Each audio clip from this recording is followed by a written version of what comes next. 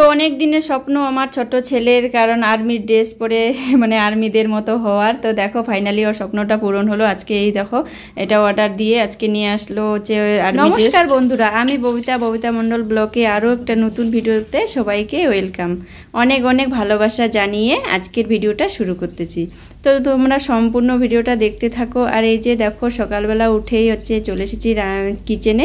মানে আমি সকালবেলা ঘুম থেকে উঠে শুধু বাসি ঘরটাকে ঝাড় দিয়েই চলে এসেছি রান্নাঘরে, রান্না বসাবো। আর এখন কিন্তু বেশি না, এখন একদমই সকাল 5:45 বাজে, বেশি না কিন্তু 6টাও বাজেনি, এখনও 5:45 বাজে। আর আছে ঘরটাকে শুধু, কারণ বাসি ঘর ঝাড় না দিলে তো রান্না বসা যায় না। আর এদিকে আমি কিচ্ছু কাজ করিনি, শুধু বাসি ঘরটাকে ঝাড় দিয়ে রান্নাঘরটা পরিষ্কার করে এঁঠো বাসনগুলো ধুয়ে নিয়ে এসে আমি ভাত বসিয়ে দিলাম।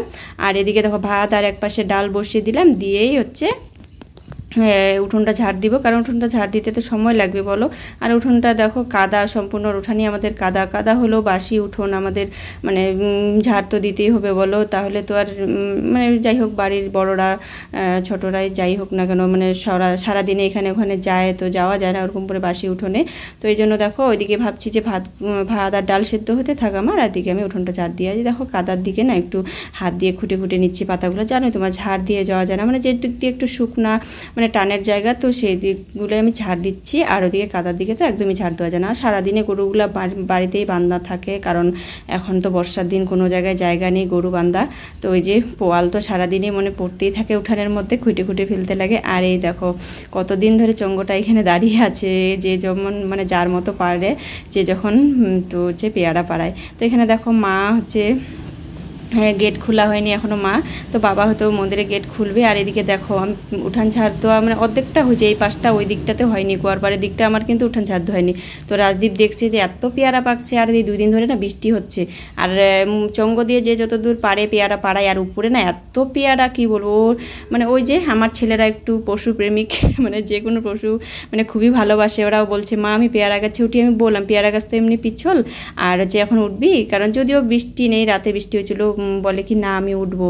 পেয়ারা গাছ চিকন হলেও শক্ত আছে পেয়ারা গাছ। আর এখানে দেখো মানে একটা পাকা পেয়ারা আমাদের সুদেবকে দিলাম, তো খাচ্ছে, মানে একবারে মুখে দিয়ে মানে ঢুকিয়ে দিয়েছে, ফেলে দিয়ে আবারও মানে চাবাই খাচ্ছে। আর পাকা পেয়ারা না গরু, মানে কি মানুষ যেমন পেয়ারা খায়, গরুও কিন্তু খুব পেয়ারা ভালোবাসে। আর এই দেখো পেয়ারাগুলো কিন্তু একটাও খাওয়ার মতো না, কারণ পেয়ারাগুলো খুবই মানে একদমই বেশি পাইকে গেছে পেয়ারাগুলো। আর এত পেয়ারা মানে পাকা পেয়ারা খেতে ভালো লাগে না, বীজগুলো কেমন একটা শক্ত হয়ে যায়। মিষ্টি আছে পেয়ারাটা, খেতে ভালো।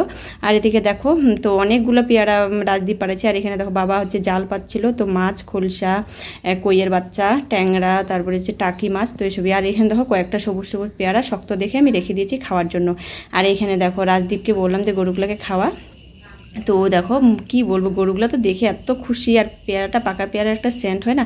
আর এই দেখো মহারানী আমাদের একদম শুয়ে খাচ্ছে, ও মানে দাঁড়াতেও পারতেছে না, ওখানে শুয়ে খাচ্ছে, ও একদম হামলে পড়ছে। আর সবাইকে দিল, আরও খাওয়াই দিচ্ছে।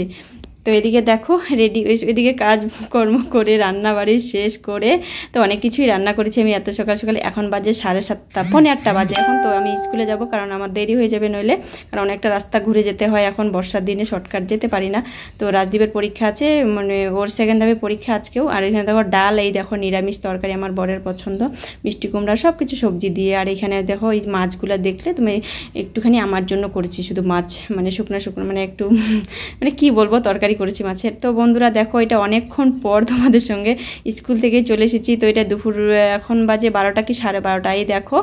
আর এটা না যে কি বলবো, অনেক দিন ধরে হচ্ছে ছেলে বায়না করতেছে। আর আমার ছোট ছেলের তো রণদীপের ইচ্ছে ছোট থেকেই যে ও বড় হয়ে আর্মি হবে, পড়াশোনা করে, জানি না এখন তোমরা আশীর্বাদ করো ওর যেন স্বপ্নটা পূরণ হয়। ওর মানে অন্য কিছু না, যতই যাই বলি না কোনো, যতই যাই মানে ওটা অনেক ভুলানোর চেষ্টা করি, মানে ওকে আমি ওর যে মনের যে যতটা আশা আমি সেটা আমি অন্যদিকে ঘোরানোর চেষ্টা করি, কিন্তু পারি না। ও একটাই কথা, আমি বড় হয়ে আর্মি হব, মানে দেশের জন্য লড়াই করব, দেশ মাতাকে রক্ষা করব, এরকমই। কারণ এটাই তো অনেক দিন ধরে বলছিল যে ও হচ্ছে আর্মির ড্রেস নিবে। তো দেখো আর্মির ড্রেস অবশেষে অর্ডার দিয়ে আজকে আসছে। রণদীপ তো ঘুমিয়ে গেছে, আর ওর আশা ছিল যে মা যখন মানে ও বলেছিল যে ওর ড্রেসটা যখন আসবে ও নিজে খুলবে, কিন্তু ওর বাবাকে বারণ করলাম, কিন্তু তাও ওর বাবা খুলে দেখলো।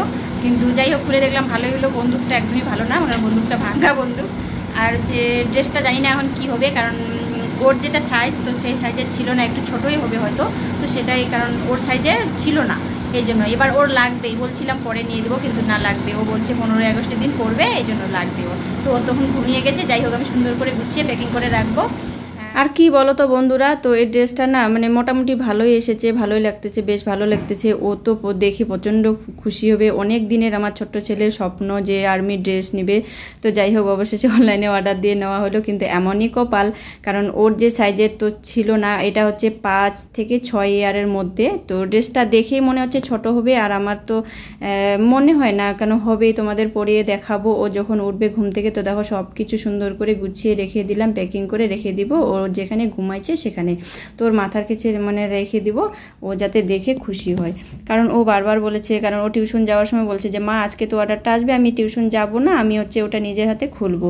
তো আমি বলছিলাম যে না বাবা তুই যা, কারণ তোর জন্যই রেখে দিব। তো দেখো অনেকক্ষণ পর ও যে টিউশন থেকে ঘুম থেকে উঠে ড্রেসটা দেখে এত খুশি হয়েছে, যদিও আমি তখন ঘরের মধ্যে ছিলাম না। ও উঠে ঘুম থেকে বার করে মানে দেখে এতটা খুশি, আর নিজে নিজে বলতেছে কে এটা রেখে দিল এখানে, কে এটা মানে নিয়ে আসলো, মানে এরকম মানে খুশিতে কি বলবে কিছু বলতে পারতেন। এখন তোমরা বলতে পারো যে সামান্য একটু ইসের জিনিসের জন্য এতটা খুশি, কিন্তু না গো বন্ধুরা, কারণ বাচ্চা তো ওটা ওর একটা স্বপ্ন ছিল, যাই হোক ওর স্বপ্নটা পূরণ হয়েছে এই জন্যই। তো এটা হচ্ছে রাতের দিকে। তো বন্ধুরা দেখো রাতের বেলা মাথায় এক গাদা তেল দিয়ে ঘুমিয়ে পড়বো, এখন নারিকেল তেল দিলাম আর কালকে শ্যাম্পু করে দিব। তো দেখো রণদীপ এখানে শুয়ে আছে, এখন কিন্তু 11:30 মতো বাজে। তো চলো আজকের মতো টাটা।